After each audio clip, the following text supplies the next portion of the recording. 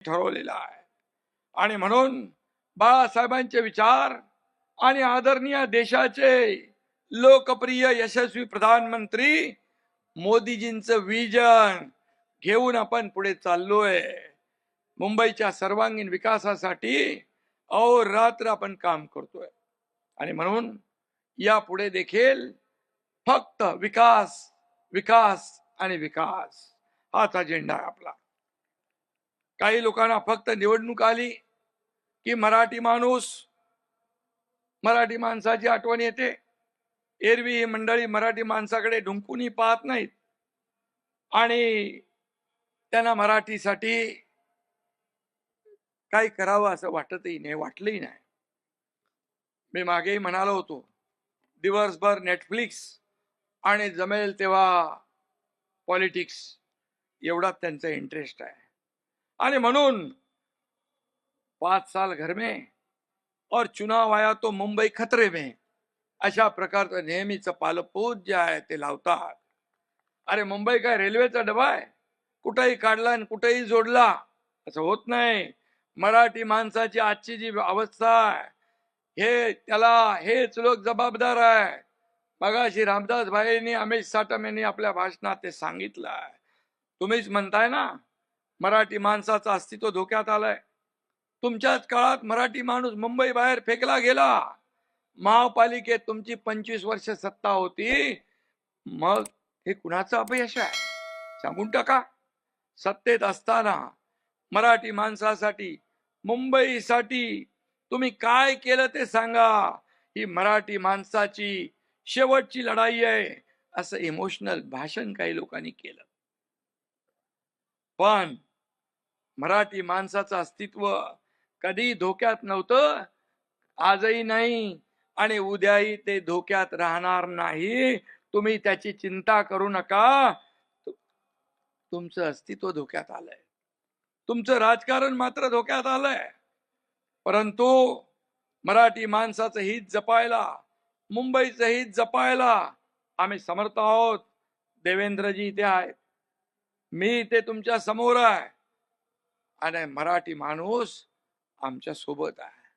मराठी माणूस मराठी माणूस मराठी माणूस। अरे एकनाथ शिंदे का मराठी नाही? देवेंद्र फडणवीसजी काय मराठी नाहीत? मराठी माणसासाठी काय केलं ते सांगा। आज मी पुन्हा सांगतो, मुंबईतली मराठी माणसाचं महत्व कधी कमी होणार नाही आणि त्यासाठी येणारा महापौर महायुतीचाच असेल आणि मराठीच असेल। मुंबईवर युतीचा भगवा फडकणार, महायुतीचा भगवा फडकणार। ही काळ्या दगडावरची भगवी रेघ आहे, लिहून ठेवा तुम्ही। खर तर यांच्यामुळेच मुंबईकर मुंबईच्या बाहेर गेला, इकडे वसई विरार नाला सोपारा, इकडे बदलापूर अंबरनाथ वांगणी इकडे गेला। ह्या तुमच्यामुळे गेलाय का? यांच्यावर जाण्याची वेळ आली आणि म्हणून यांना पुन्हा सन्मानाने मुंबईकर जो बाहेर गेला त्याला पुन्हा मुंबईत आणण्याचं काम ही महायुती केल्याशिवाय राहणार नाही। अशा प्रकारचं काम आम्ही करतोय। मुंबईकरांना घर, त्यांना रोजगार, मूलभूत सोयी सुविधा देणं हेच आमचं मिशन आहे, हेच आमचं मिशन आहे। देवेंद्रजीने आम्ही ठरवलेलं आहे, आता मुंबईकर जो गेलाय बाहेर, जो रडतोय, त्याला भाडं नाही, बेघर झालाय, त्याला पुन्हा मुंबईत आणू, हे आम्ही ठरवलेलं आहे।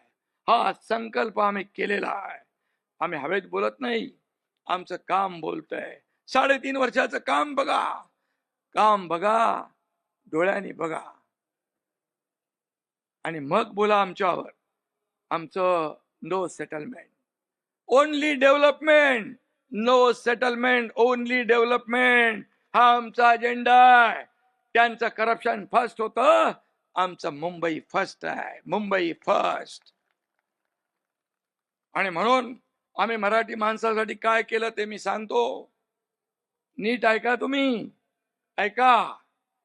20,000 इमारतींना ओसी देण्याचा निर्णय आमच्या महायुती सरकारने घेतला. 20,000 इमारती, 20,000 लोक नाहीत. पागडी मुक्त मुक्त मुंबई, पागडी मुक्त मुंबई करण्याचा निर्णय आमच्या महायुती सरकारने घेतला. फनेल झोन मध्ये अडकलेलं रिडेव्हलपमेंट करण्याचा निर्णय आमच्या सरकारने घेतला. झोपडपट्टी मुक्त मुंबईसाठी 17 मोठे झोपडपट्ट्यांचे क्लस्टर करण्याचा निर्णय आम्ही घेतला. खड्डे मुक्त मुंबई करण्याचा निर्णय आम्ही घेतला. मला आठवतंय, मी मुख्यमंत्री होतो, देवेंद्रजी आणि आम्ही ठरवलं, आयुक्तांना बोलवलं, का खड्ड्यातून प्रवास आमच्या जनतेचा, मुंबईकरांचा, तुम्ही सगळे रस्ते काँक्रीटचे करा. 2 फेज मध्ये आपण मुंबईतले सगळे रस्ते काँक्रीटचे करतोय. मे पर्यंत बरेचसे रस्ते त्यातले होतील. पुढच्या 1 वर्षात मुंबई खड्डे मुक्त झाल्याशिवाय राहणार नाही. हे काम आहे आमचं. हे काम केलंय.